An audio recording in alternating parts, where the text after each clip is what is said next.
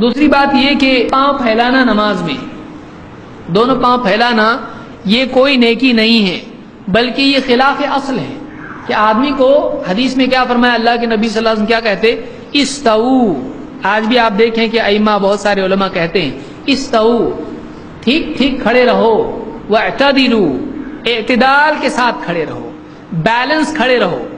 یہ نہیں کہ پاؤں پھیلا کے آدمی کھڑے رہ رہا، بیچارہ ایک آدمی اس کے ساتھ ثواب مل جاتا پہلی صف میں وہ بھی آ جاتا، اس کی بھی جگہ قبضہ کر کے پاؤں پھیلا کے ٹھہرا ہے.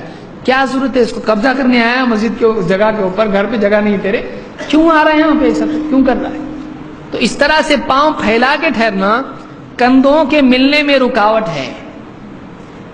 کندھے ملنا چاہیے کہ نہیں؟ کندھے میں ملنا چاہیے. آپ پاؤں اتنے پھیلاؤ گے آپ رکوع میں کیسے جاؤ گے؟ پھر ویسے ہی رکوع میں بیلنس فیل ہو جائے گا آپ کا. پھر رکوع میں لوگ کیا کرتے ہیں؟ پاؤں سمیٹ لیتے ہیں، پھر صف میں قدم نہیں مل رہے. تو آپ ایسا کچھ مت کرو کہ جو ہماری دعوت کے لیے یعنی تنقید کا ذریعہ بنے. وہی کام کرو جو ثابت ہے. بہت سے لوگ آتے ہیں، بہت سے لوگ تنقید کرتے ہیں، دیوبندی یا دوسری مسجدوں میں جو ہمارے بھائی جاتے ہیں وہ لوگ دیکھتے ہیں یہ آئے ایک دم پاؤں پھیلا ہے، ایک دم ایسا ہاتھ بھی اور سر ایک دم ایسا. وہ لوگ خود کہتے ہیں ایسا لگتا ہے جیسے یہ نماز پڑھنے کے لیے نہیں کشتی لڑنے کے لیے آئے ہیں. ایک دم ایسا ہے، اور واقعی لگتا بھی اسی دیکھ کے اس کو ایک دم یعنی تکبر کے ساتھ میں پاؤں پھیلا کے ہے کوئی تمہاری مسجد میں بتاؤ.